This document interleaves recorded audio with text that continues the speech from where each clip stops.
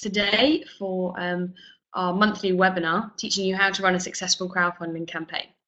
I just want to quickly check that you can actually hear me because you never know with these types of things. So if you could use the chat box, which is on the left-hand side, down at the bottom, and if you could type in the chat box, tell me what your favourite fruit is. Let me just check that you can hear me properly, and then we can get going. Fantastic. We've got a banana, an apple.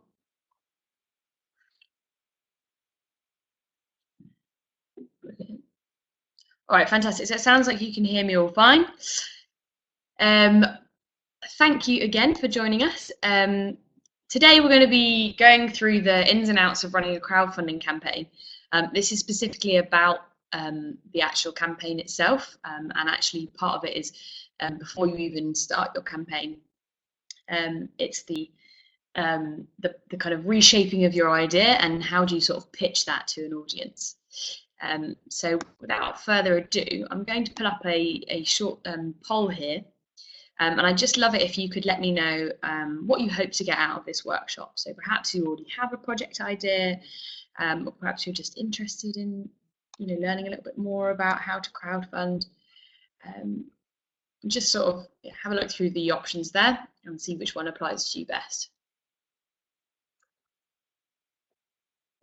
And then we can sort of channel this webinar more directly to suit your needs. Brilliant. So it seems like we've got quite a good mix. We've got some people that have ideas and they want to raise money for them. We've also got some other people that are actually working as a fundraiser and want to enhance their crowdfunding skills.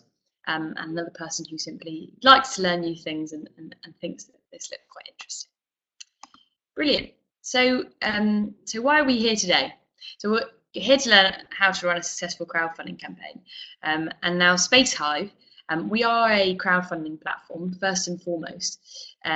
We've been around for about 5 years now, and we'll go through a little bit more detail afterwards, kind of what makes us distinctive from other crowdfunding platforms. But the idea of crowdfunding for cities is not new. It's much older than 5 years. So it seems to be that people in cities have had the desire to help. They've always wanted to try to improve where they live through this kind of idea of everyone clubbing together. Someone once described it to me as that it's like when you were younger and you wanted to buy a bike, so you all pitched in so that you could all ride the bike. It's that idea of all coming together to make it happen. Well, what you can see here is the Statue of Liberty over in New York.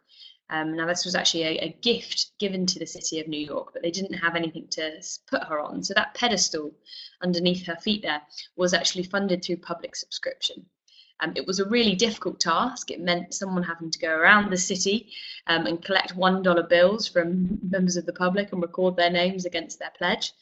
But they did it, and they've managed to fund the pedestal. But move forward into the 21st century, you find that technology is making it much easier to do those sorts of projects, and it opens up the opportunity to a whole new host of people. So what Spacehive are really trying to do is that we recognise that there's that need for people wanting to do projects, and that there's also a lot of grant funding out there available already for civic projects, but it's actually quite difficult to get your hands on that money. It means filling out long grant applications. So we're trying to streamline all of that funding into one place where you can get funding from the crowd, funding from the councils, and funding from funds. So anyone can create a project on Spacehive, anyone can back the project, and anyone can come on board and put up a fund to help plug into the ecosystem of funding. So how does it work? I'll just give you a broad overview of the process, just for those who perhaps aren't aware of how you kind of get your idea up there and how you start crowdfunding. So first of all, you create your project page. So this is over here. Or first of all, you have your idea, you come up with it, and you're like, I've been walking past that alleyway for a long time now, and it's really bugging me that it's so grey and dull, and it's encouraging crime, and it's encouraging littering and graffiti. I want to do something about it. So then here you start to create your project page. You start to put your idea up on Spacehive. And you start sharing that page with people. You start to get a feel for if people in your local community think that that's also a good idea. And once you're happy with that, you submit it for verification, which is a process unique to Spacehive, which is where we check your costs and we check that you've got the right permissions in place to really offer that level of confidence to anyone who comes on board and backs your project, that if you hit your target, then you will deliver your project. So that's the verification stage. And then the most exciting stage is when you actually launch your campaign and you start getting those lots of small pledges. So that's when the crowd are coming up with, you know, £5, £10, £20. This is your mum, your best friends. The excitement starts to build. And then hopefully you might get a pledge from one of our funders. It could be the Mayor of London, it could be Manchester Council, it could be Esme Fairbairn, it could be Growing a Greener Britain if you have a green space project, whoever it might be. You might get a big pledge that helps you quite significantly leap up in your funding campaign. And then that happened off the back of proving that the people in your community wanted it to happen, those community pledges. And before you know it, you hit your project, you hit your target, and you go into delivery stage. So, so when you actually go onto the Spacehive website to create your project for the first time, you'll be asked to fill in some information like this. So you'll start to describe your project. You'll find out if you've been matched to any of our funds, and you'll have the opportunity to pitch to those funds. Some of them have, you know, additional questions they like to ask. You'll get verified, and then you'll start your campaign and hit your target.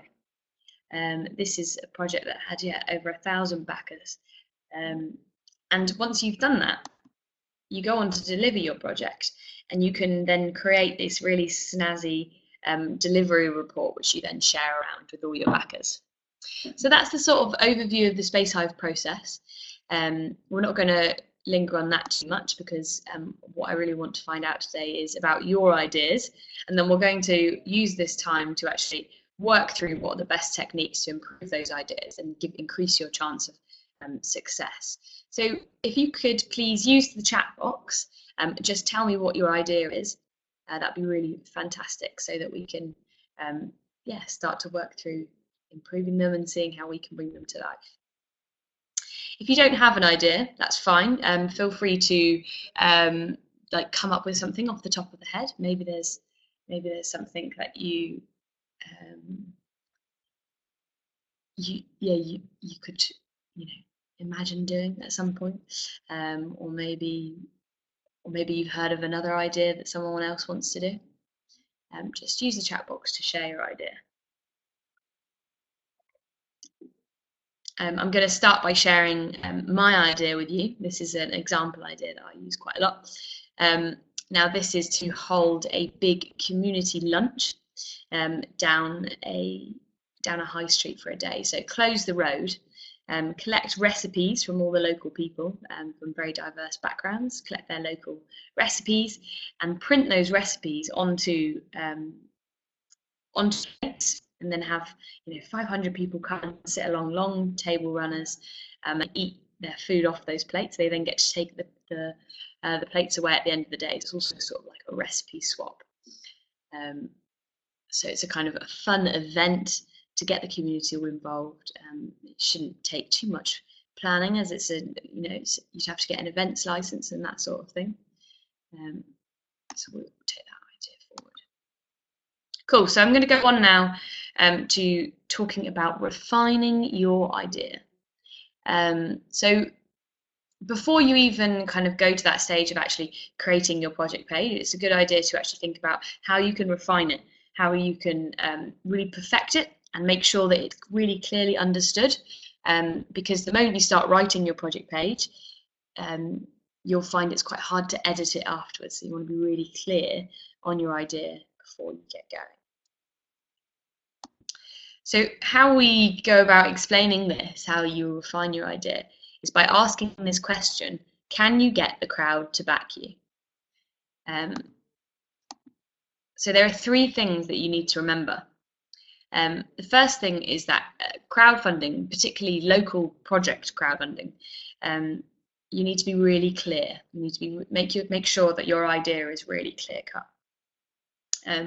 So, you know, you might have a ambition to renovate your local park, but you need to actually know what it is exactly you're going to do to that local park. You know, you're going to put in new swings. Are you going to re-level the football field? Are you going to add a climbing wall? Crowdfunding is this sort of crowdfunding. It's not charitable. It's more sort of consumerist, if you like. People are looking to buy an improvement for their local area. They want to get something out of it, and they want to know exactly what they're going to get out of it. So make sure you're just really clear in your project page. Every time you write it, when you're writing a sentence on your project page, imagine that people have never heard anything about your idea before. So you have to make sure that it comes across the first time and very succinctly. The second thing is that your idea should appeal broadly. So this is about making sure that you can increase your network of backers from the get-go. So if you've got a project idea that actually doesn't benefit a very wide community, you're going to struggle to get the crowd to back you. You might get a portion of a crowd to back you, but it's not going to be a very big portion of the society. So the broader you can make your idea, or not so much the broader you can make your idea, but the broader the appeal of your idea, then the more likely you are to have it successfully funded, because there'll be more potential people interested. So as an example, if you can imagine there's a project to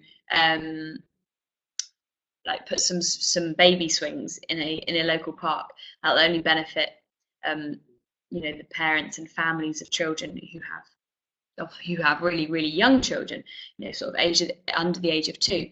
Whereas if you add in some other swings that are for bigger kids, or perhaps you want to add in something for the elderly or something for the dog walkers, then you'll find that you'll gradually start to increase your potential network of backers. So then the third thing to remember is that your idea has to be novel. So this refers to that unique element, that thing which has never been done before. It's that thing that makes everyone say, I want to be a part of it. That sounds so exciting. How do I put my name to it? They want to be associated with something like that that's never been done before. So an example of a project that was incredibly novel was the Park and Slide, which was the first ever outdoor slip and slide to happen in the UK, that was then sort of replicated around the world. I mean, the idea to put up a pop-up water slide down the middle of a high street sounds bonkers, and everyone just loved the uniqueness of that idea, and you could definitely get the crowd to back you if it was unique. So when you're thinking of your idea, what is it about your idea that makes it special? It doesn't necessarily have to be a water slide. That's obviously got huge appeal, but it could be something like there's a really interesting history to your project idea, or maybe this is the first project of its kind that's ever been done.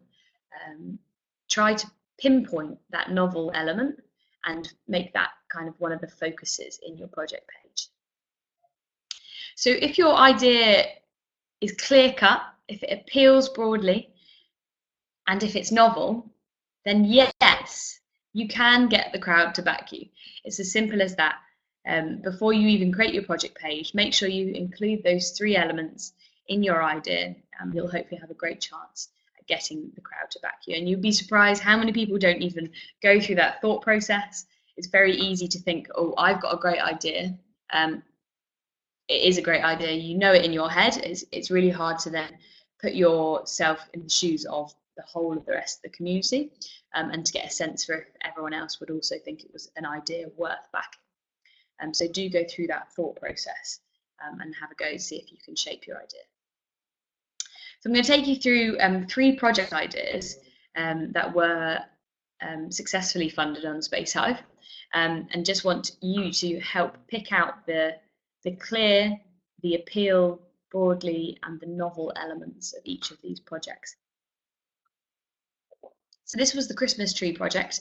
It was called Light Up St Albans, and it was to get some funding to put Christmas lights in the town centre that year.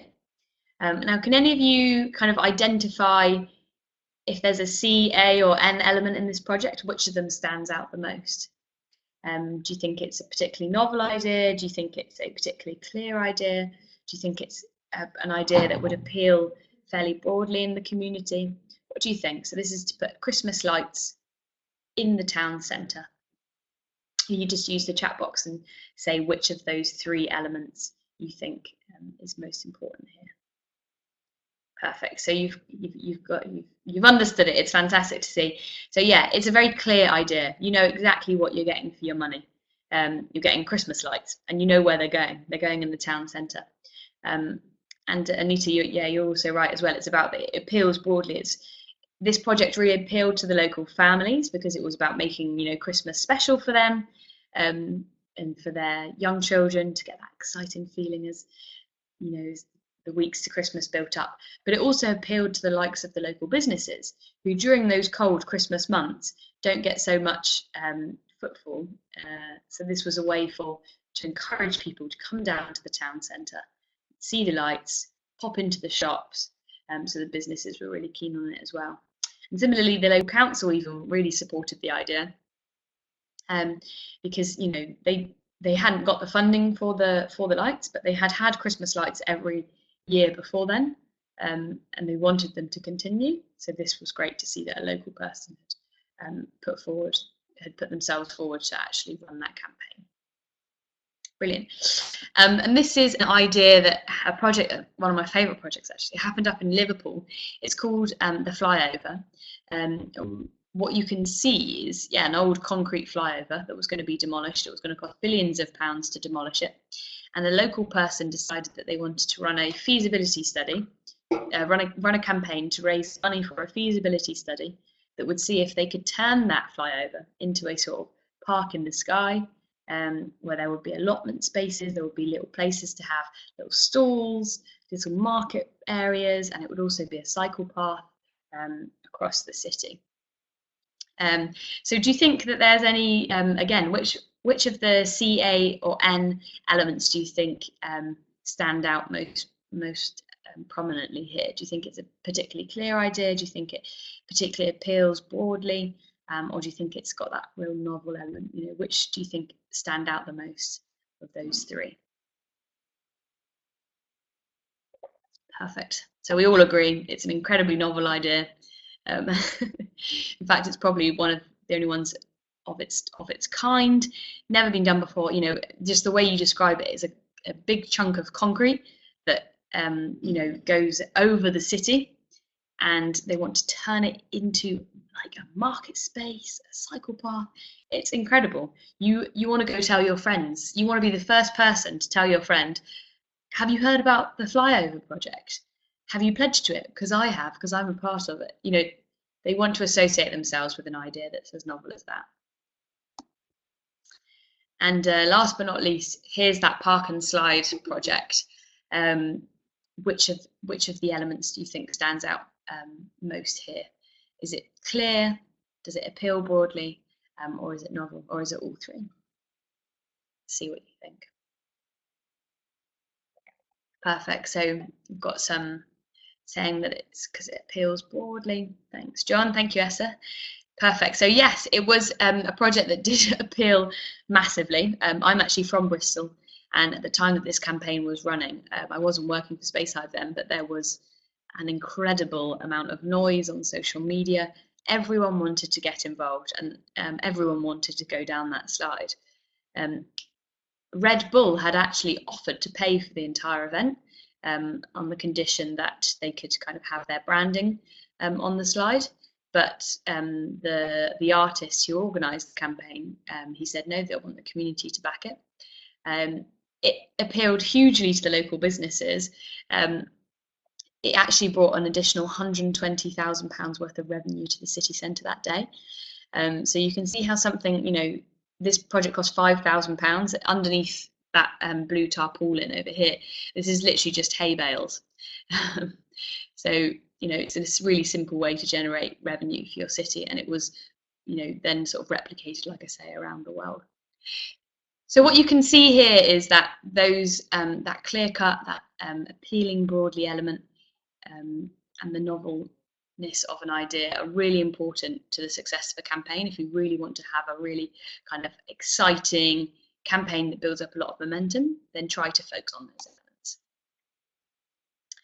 Cool. So we're just going to quickly go through some stuff on how to present your project idea now. So now that you've had an opportunity to think through the idea and sort of refine it in your head and talk about it with other people, when you actually come to writing, you want to make sure that you get across that wow factor, and you also want to make sure that when people read your project page, they really trust you and they really know what you're doing. So if we take the water slide as an example, their project introduction. So this is a project page, and this bit here is sort of the introductory text. It's about 200 characters, and you want to imagine that everyone who reads that introduction text has to be hooked, and you really want them then to go on to read the rest of the main body, so they can, you know, be convinced to pledge. But if this introductory text isn't good enough, then no one's going to read on. So it's really crucial. So what did they put? They said, we want to temporarily transform Park Street in Bristol into a giant water slide for the public to enjoy. Help us make this ambitious idea a reality. So what you've got here is a lot of information packed into a short amount of words. You know that it's going to be a temporary slide. You know exactly where it is. It's on Park Street in Bristol. You've got that exciting wow factor of a giant water slide. It just sounds, you know, you just want to jump at it. And you've also got a call to action, which is the help us make this idea a reality. It's an active call for help, so it's very clear, you know, what it is that they're asking you to do.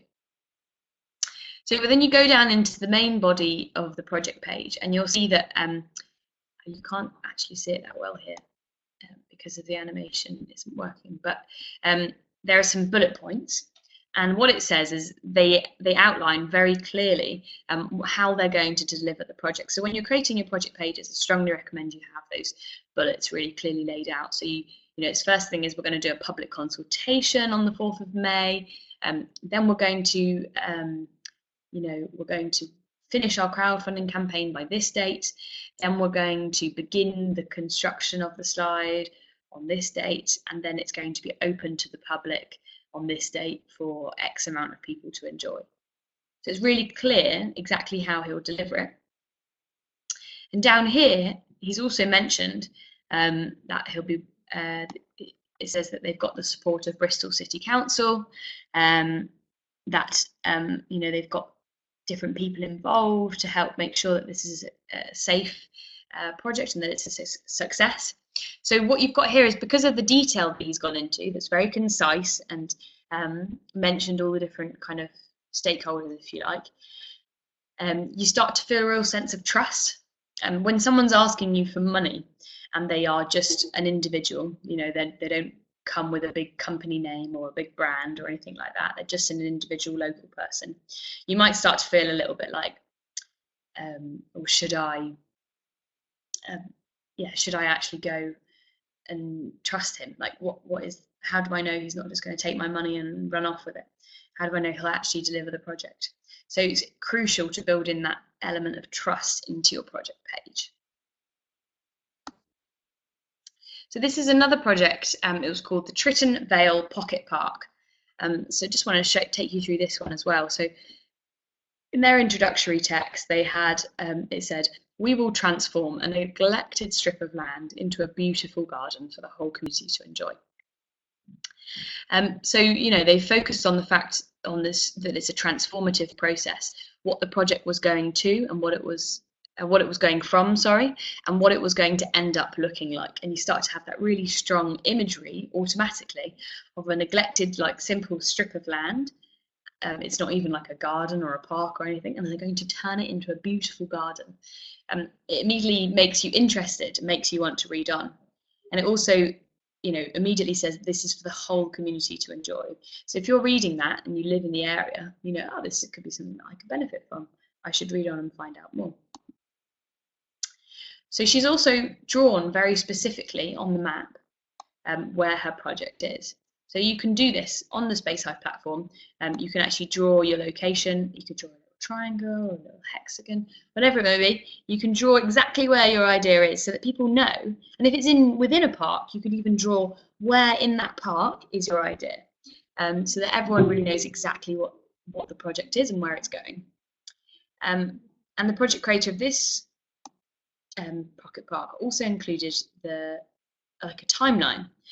So again, you can't quite see it, but it says, that we're going to install the fencing by August 2016, then we're going to re-turf the area, then we're going to do the planting by July 2016, etc., etc.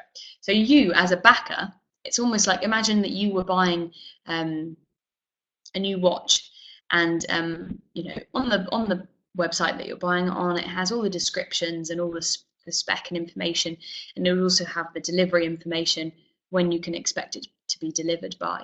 That sort of stuff makes you think, oh, okay, yeah, I'll do it, because then I can have it in time for blah blah blah. It's exactly the same with crowdfunding. You've got to be really clear on the delivery of the project. So when you're writing your project page, try to put yourself in the shoes of all of those backers that are potentially going to help you hit your target, and focus on making sure that your project comes across with that big wow factor, like incredible, we have to be a part of it. And also try to focus on bringing across that trust factor. Keep your sentences short and snappy. Make sure that they're very explicit, no confusing language, just really simple terms. Don't get too, bogged down with making it sound like a beautiful story. Just say it really how it is, and help to build up that imagery. Perfect. So hopefully now you've got a good feel for that beginning process, and it's really important to highlight how important it is. Although now we're going to actually go into the further details of actually how to run a crowdfunding campaign. If you don't have your idea refined at the beginning, the campaign is going to be much harder. It's really kind of the campaign will almost power itself if it's a good idea, or if you've at least refined your idea and you've presented it well.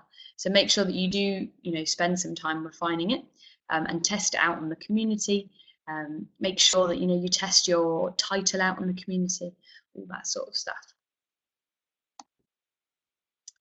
So before we go on to going into some detail on what do you do in the first week, and what do you do in the last week, and how do you encourage the local people to come and support your project, I just want to get a general sense of how confident you're feeling about running a Spacehive campaign at this stage, to see at the end if you feel any more confident about actually giving it a go. So perhaps you feel very confident, maybe you've even done a project before, perhaps you're fairly confident but you just need to get a bit more information. Perhaps you're nervous, you've never done anything like this before, and it's really kind of a starting point for you. So yeah, just use the poll there to let me know, how confident do you feel about running a Spacehive campaign?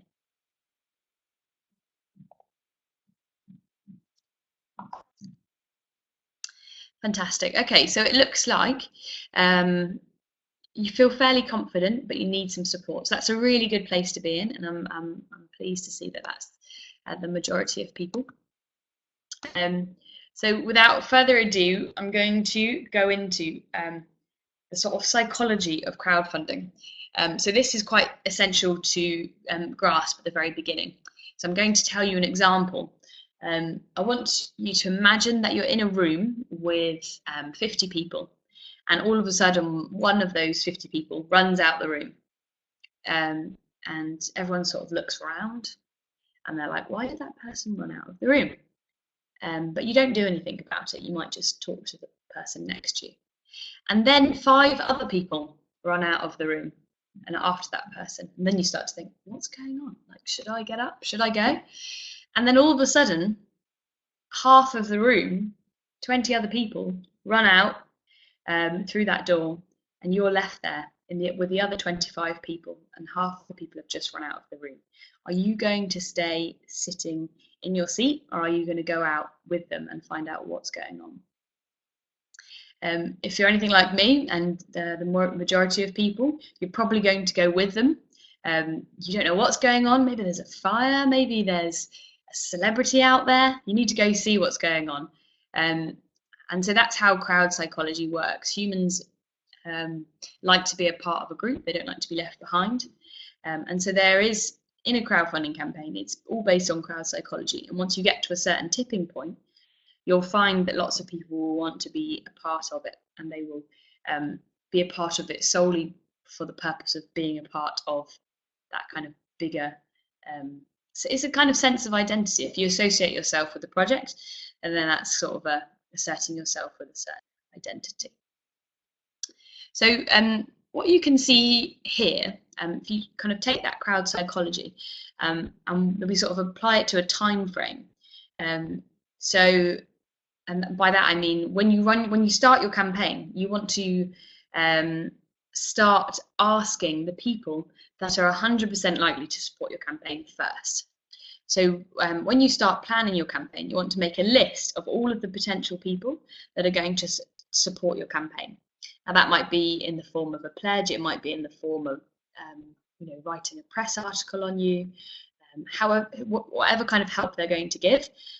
They might be more likely than other people or less likely than other people.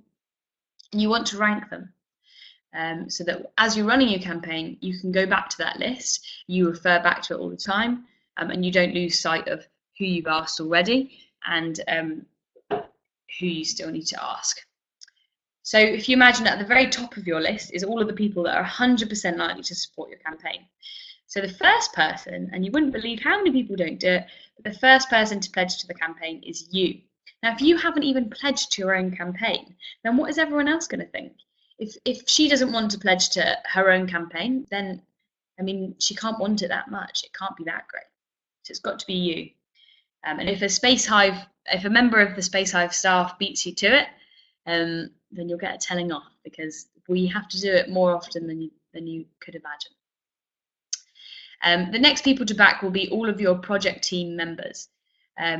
So we'll go into this in a little bit more detail later, but it's not the best idea to run a campaign solely by yourself, that you should have some people around you giving you a bit of a helping hand, and you want them to also be on board within the first hour pledging to the campaign.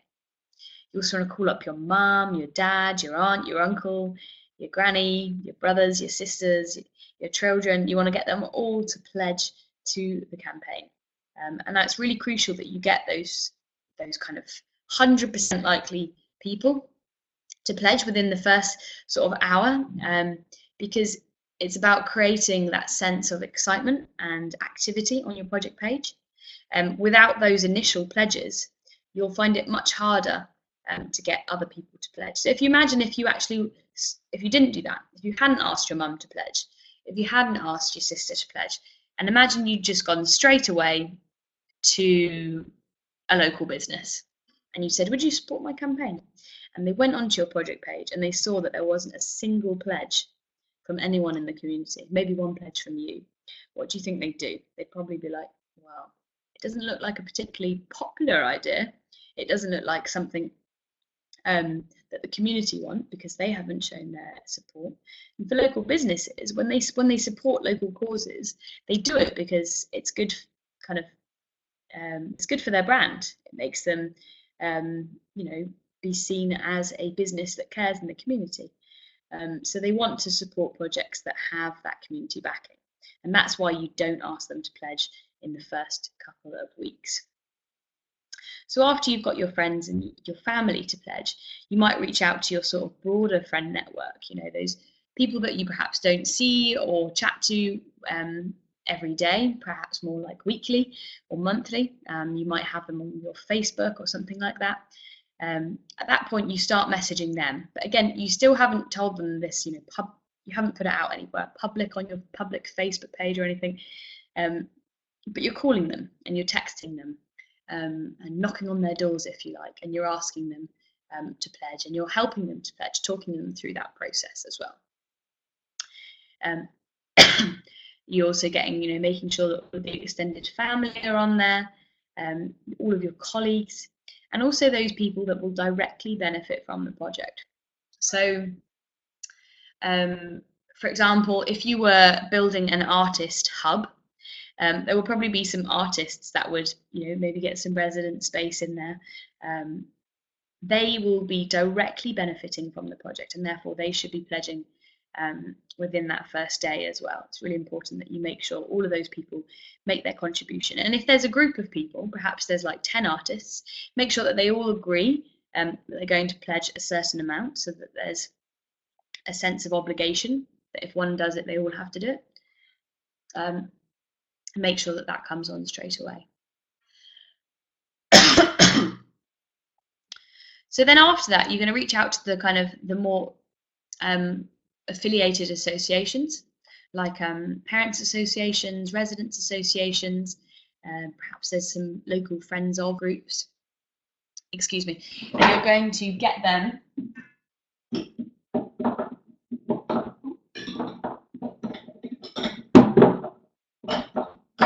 sorry, I'm just grabbing some water. Splatter away. You're going to get those associations to help you with the project as well.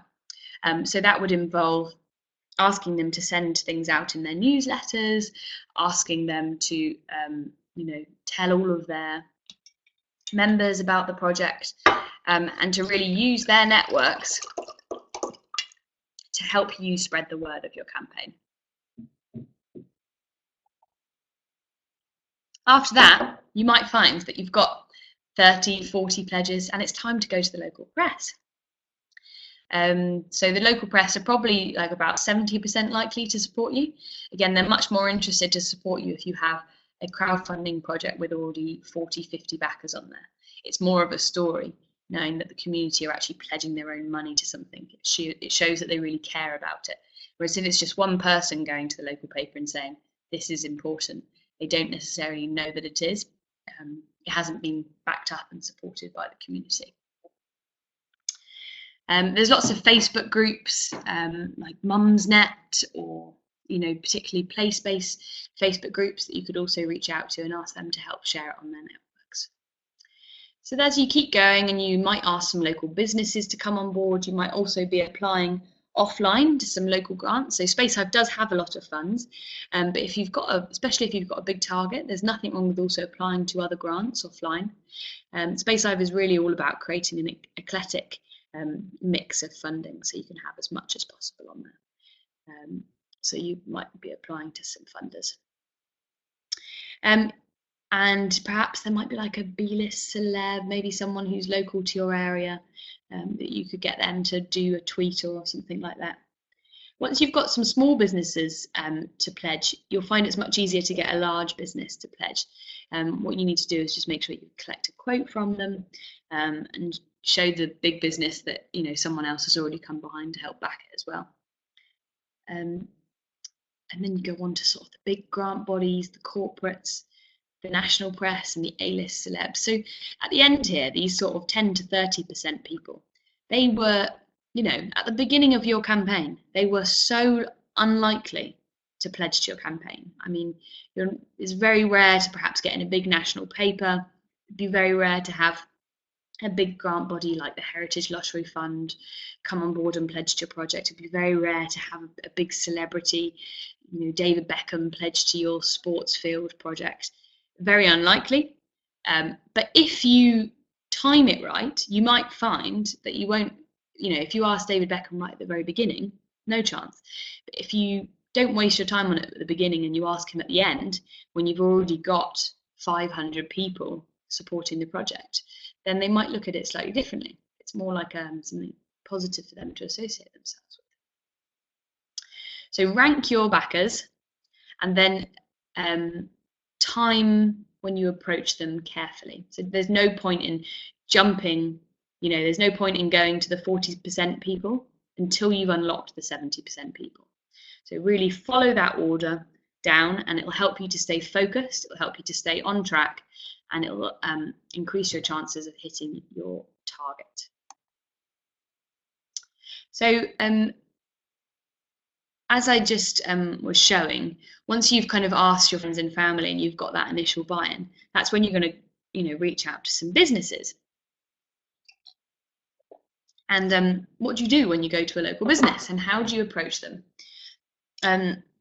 So almost all of our Spacehive projects have been backed by a business, or at least supported by a business in some way. It's really important that you approach them face to face. So you go down to the local estate agents, let's say, you ask to see the store manager, whatever it may be, and you come down with an info pack. So something concrete that you can hand to them, something that's got photos, something that's got a summary, literally 3 sentences, what your project is, with a screenshot of the project page and how many backers you've got so far. You could also have a quote of a backer. So it might be that you've already got another business to pledge, and so you've asked them to give a quote, and you use that quote in your info pack. So it might say, it might be a quote from the local pub, and it might say, let's say it's a playground project for young children, and they say, oh, we're happy to support the playground project because the kids come down and eat our ice cream on every Sunday, and we'd love to be able to then provide them with a nice playground to go and exercise after the big Sunday dinner, or something like that. So some kind of nice quote that brings the project to life, that also shows how businesses can associate themselves with a project in a nice way. You can also include the other ways that the businesses can help. So it's not just about pledging, but it's also that businesses have a lot of networks. They also can do things like estate agents have those for sale signs that you could get them to stick in people's gardens to help promote the campaign. It might be that the local pub can provide a free dinner for 2 people that you can then use as a sort of raffle prize. So anyone who pledges over £25 in the next 5 hours gets entered into a raffle to win this dinner for 2. And you'll also want to include how they can help, how you will thank them. So this is, will you put a post out on your Twitter page? Will you have a silver plaque with their name engraved on it? Will you send an email around all of your backers thanking them publicly? Make sure they know exactly what they're going to get out of it. Make sure that you include the next step, which is to contact them so that you can discuss it further. Give them a little bit of time to sort of chew on the idea and see if they think this is something they'd like to do. But if you do that, make sure that they're aware that there is a time limit and that your campaign will be running out on a certain time at a certain date, and that if you don't hit your target on time, then you'll fail, and none of the pledges will be collected. So that it's really important that they get back to you within that time frame. You also want to be really direct. So, at the end of the day, you need their money or you need their support in some way. So just tell them exactly how it is and say, we need your pledge, we need your help, so that they know at the end of the day that, what you're there for. Fantastic. So another way to, another thing that really helps in a crowdfunding campaign is a pledge party. So this is basically an offline event when we often recommend having a pledge party about halfway through your campaign, so when you're about 50% funded. This is because there is often a bit of a lag in energy. People feel like, oh, they're 50% funded, but you want to then have something which boosts it up, something that propels it forward for the second half of the campaign. And then nothing works better than getting everyone together, having you stand up there and speak passionately about your project. You'd also have some fun activities to do. It might be a pillow fight or a bouncy castle or a barbecue, or some live music, and you might be selling cakes and food, so you're actually fundraising at the same time. So it's a really great way to kind of reignite a bit of excitement and energy into the campaign. So do plan this in advance. Then as people are pledging to your campaign, you can say as a reward, they get to come down to this big event on such and such date to kind of be a part of it. So yeah, so before you have the pledge party, make sure that you set the dates and the theme and the location so that you can advertise it early on. And you should also think about some kind of free offering. So this is a way to get people who perhaps aren't interested in your idea or haven't heard about your idea, but they are interested in free pizza or something like that. So it's a way to broaden your attendees, and hopefully then once you've got them there, and you can sort of captivate the audience with your passionate speech on your project. It's also a great way to get the local councillors and businesses down so that they can see how much this project means to the community, because hopefully you'll have a big turnout. During the event, make sure that you take lots of photos and videos and make sure that you sort of instill some interesting facts or kind of dates, if you like, on the people that come down so that they can then go away and talk passionately about your project with other people, so they help to spread the word. You could also even give them flyers so that they can help you spread the message.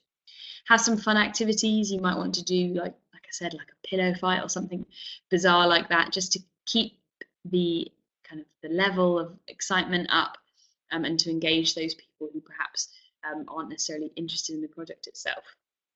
Make sure you have a pledging station. So you could have a little laptop there with some kind of Wi-Fi dongle connection, and you could be helping people to pledge there and then. Fantastic way to do it. You could even have collection buckets, the old school, you know, shaking little buckets and collecting coins. Both work well. And afterwards, make sure that you sort of celebrate the event and share all the pictures with everyone. So in sort of retrospect, it's, you know, they might have an idea of how the event went on the day, but if you then kind of follow up and you show them how many people turned up and how much money you raised, then people will feel really excited, and that energy from the event will last much longer. So how do you actually promote your project with the crowd? So promotion and sort of marketing the idea, you know, you might automatically think, oh, this is all about social media. It is an element of it, but it doesn't have to be kind of the be all and end all. It's not the only way that you can promote it with the crowd. So there is the first and foremost, there is a Spacehive update tool. So this is a little kind of emailing tool in the back end of your project page. It allows you to compose an email to your project backers, and you can send photos or videos with this email. And it will also not only send that email out to everyone, but it'll also post a little version of that email onto your project page as a sort of little update. So we recommend sending an update about once a week, just to make sure that everyone knows what you've been up to, and they don't just think you've kind of given up on the whole thing, but you keep them up to date with really exciting developments on the project. And you've got Facebook, Twitter, Instagram, and all the other forms of social media. They're great ways to kind of spread the word of your campaign, but would recommend kind of seeing, first of all, deciding which you think will be most effective for your project. So depending on the age range, you might find that one of the platforms works better than the other. So pick your platform carefully. And then what you want to do is use tools like Buffer, which is a free online social media scheduling tool. So you can actually sit down on a Sunday night and you can write all of your Facebook and Twitter posts, and you can put them into Buffer, and Buffer will send them out at the times that are most popular on those social media channels. So you don't have to worry about making sure that you're bombarding people enough with information on your campaign. We recommend having at least 5 posts a day, and they've got to be interesting posts with photos or nice little short videos. So as long as, you know, if you don't have to focus on that social media element side of things throughout your campaign, then you're going to have a lot more energy to do the important stuff, like going to talk to businesses and the like. So use tools like Buffer to schedule your posts. You can also use Canva, which is another really easy to use free tool that enables you to kind of take an image and put some nice text on top. So sounds really simple, but is very, very effective. If you have a photo to share on Twitter, it's 5 times more likely to have someone click on it. And even better, if you can put some text on there, then you just, you're getting the message out there much clearer, in a much more fun way. You'll find it will work much better. You've also got the old school ways of, newsletters and email groups. They're fantastic ways to just kind of get the message out there to big chunks of people. And if you don't have a newsletter, think of all the different organizations that do have newsletters and how you could get a little segment into their newsletter. So you want to aim to have a little paragraph and a fun picture and the link to your project page. You want to aim to get it in 30 different newsletters. Really help you to get the message out there. Flyers and posters. So it's always good to have these right from the very beginning. Put them up all over the place.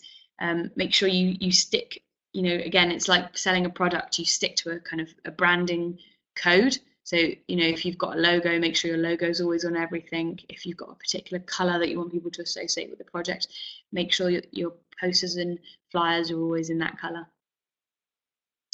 And in those posters and flyers, make sure you sort of paint a picture of, again, like on your project page, what it will look like in the end. So if you've got like a rundown park, don't want to see pictures of the neglected park. We want to see pictures of the futuristic park, what it's going to be like.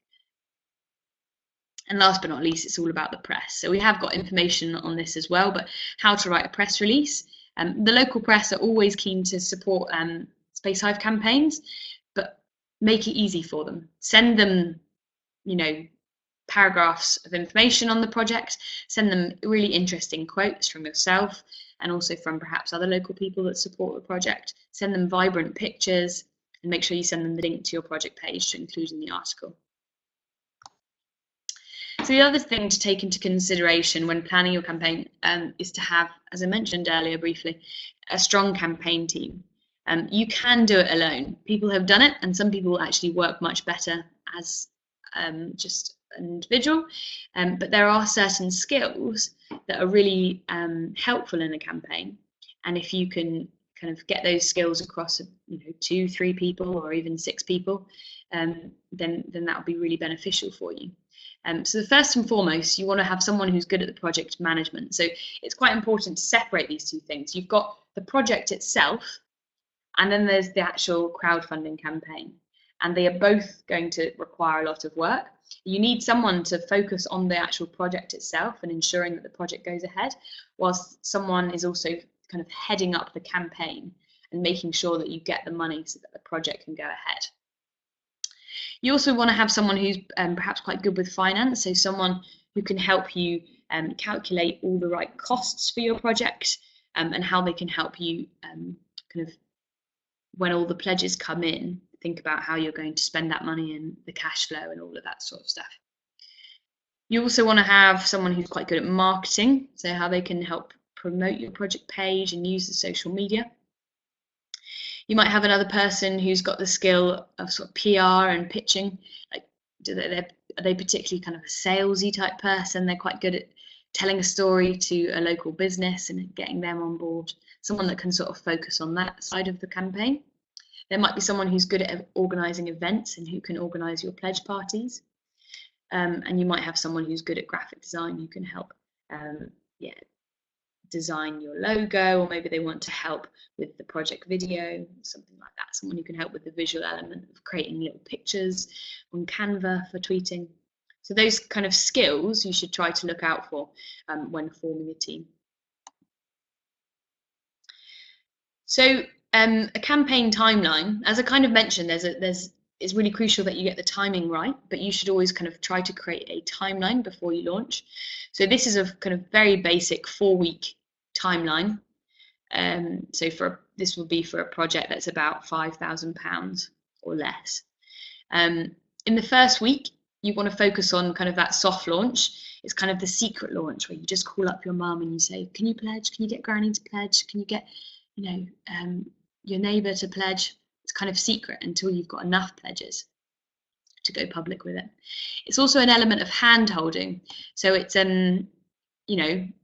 people will perhaps need help to get that pledge up there. So you need to pledge to the project yourself, see how you actually do it. You need to put in your bank details, you need to submit pledge, help them do it. And you also want to try warming up the local businesses. So this is when you don't go in with any kind of preparation document. You just approach them and you say, we know that you're a great business in the area, and we wanted to let you know we've got this project coming along. We'd love for you to be in, just to know your opinion on it, see if you've got any advice. It makes them feel like they're a part of the project from the very beginning, so that when you go back to them later and you actually ask them for money, they feel more obliged to help because they were sort of a part of it from the beginning. The second week is more about rallying like-minded networks, so there's Facebook groups and all that sort of stuff. You might also get an article in the local press, and you'll be throwing posters and flyers all over the place. In the third week of your campaign, you can sort of actually get the stuff out there on social media, because hopefully by this point you've got 60 backers, so it's going to be much more effective sharing a link on Twitter and using a local hashtag like #London or something. It'll be picked up, it'll be received much better, because if a stranger clicks on a link and they see that there's no pledges, they're not going to pledge. But if a stranger clicks on a link and they see that there's already 100 people that have pledged it, they're much more likely to go and pledge. Like I say, you also want to have your offline event to keep things going, and you might also at this stage ask the local council for a pledge. The final week is about doing that big business push. You also want to try your luck with those celebrities and people that you thought you never could get to pledge in the first place. And you also want to begin a countdown. So 5 days left, 4 days left, 3 days left. Guys, if we don't get our money, then we lose it all. It's all going to fail. Make sure you build up that momentum. And if all goes to plan, you're going to find that not only do you hit your target, but there's so many more benefits that go with it. It's a hugely rewarding process, because all of our project creators will say that, and they tell me when they hit their target, and they call up and they're delighted. They say that the community feel a sense of buy-in, that they help to make this project happen. They feel a sense of ownership over it, and they also feel that through running their campaign, everyone knows about their project. They know. The local people know who they are because they've read about them in the local paper. Perhaps if it's a project to renovate a local cinema, they find that there's more people coming along to the cinema screenings. They might also find that through running their campaign, they've kind of given themselves credibility, and the bigger grant funders like Heritage Lottery Fund or the Arts Council suddenly are like, well, we want to support you. And so they actually find that they unlock bigger funds. It's also quite a quick process, because some grants take quite a while to come through. With crowdfunding, you choose when you want the money by, so you can get the money much quicker. You also build relationships, so you might feel like you become much more connected in your local area, and that that you've really kind of also tightened all the networks in the area, so that everyone feels much more together. And everyone feels that they own the project. So there's so many benefits to it. It's an incredibly rewarding experience. If you make sure that you refine your idea properly at the very beginning, and then if you think about all these things when you're planning your crowdfunding campaign, you're guaranteed to hit your target. Spacehive are very proud to have a 53% success rate, which is actually the highest success rate of any crowdfunding platform. And it's because we really feel like we've fully understood what you need to do and the timing of a campaign, that sort of crowd psychology, and also because of the grant funding that we have available on our platform that helps to kind of give you that boost to help you get your target. So I hope that this has been a helpful session. If you've got any questions, then just pop them in the chat box, and I'll be answering them as we go. If you have questions later on, so after this crowdfunding workshop, you can always pop us an email to info@spacehive.com. We've also got a landline, so you can drop us a call and have a chat with me about your project idea and how to take it forward. And we've also got a live chat option. So if you've just got a small question and just want to pop it in the live chat, then feel free to do that. So unless there are any questions from anyone, I will be ending the session, and I hope that this has been helpful. So we have got a question. So how do you decide the amount of money you ask for? So this really depends on your project. If you need a certain amount of money, let's say you needed £50,000 to build some new stuff in your playground, that's quite a large target if it's your first time crowdfunding. So what some people do is they actually do a phased approach. So they might decide that they're actually going to raise £15,000 for the first phase, and that sort of de-risks it slightly. It's a smaller target. They can kind of build up their profile as an organisation that's helping the local park. And then off the excitement, off the back of the first phase, they can actually run their second campaign, which is all quite exciting and buzzy. So you might want to consider breaking it up like that. But Esther, I'd be happy to talk with you about, more specifically your project idea and how we could help you choose a target that was appropriate. So we've also got another question from John. So what happens if we do not reach our target? So that's a good question. Like I say, it doesn't happen all too often, but if you don't hit your target, so when someone pledges, they don't actually get charged. It's like setting up a one-off direct debit. So only when you hit your target do Spacehive sort of flick a switch, and that money then goes into the project creator's account. So if you don't hit your target, you don't get any of the money. It sounds really scary, but it's actually a fantastic way to get there, because people then feel the pressure to help you reach your target. But similarly, people know that they can pledge to your project under the assurance that the project will either go ahead and they'll be charged, or it won't go ahead and they won't be charged. So no, there's no sort of like half-hearted delivery of the project. People really know where their money is going. Brilliant. So if there are any other questions, just let me know. I think I'm going to end the session now. I hope it's been informative, and like I say, if you've got any other questions, just get in touch with us. We love to help, and we've got a lot of resources that we can signpost you to, including the ultimate guide to crowdfunding, which is up on our blog. We look forward to seeing your projects up on Spacehive, and any questions, pop them our way. Thank you very much, and have a lovely day.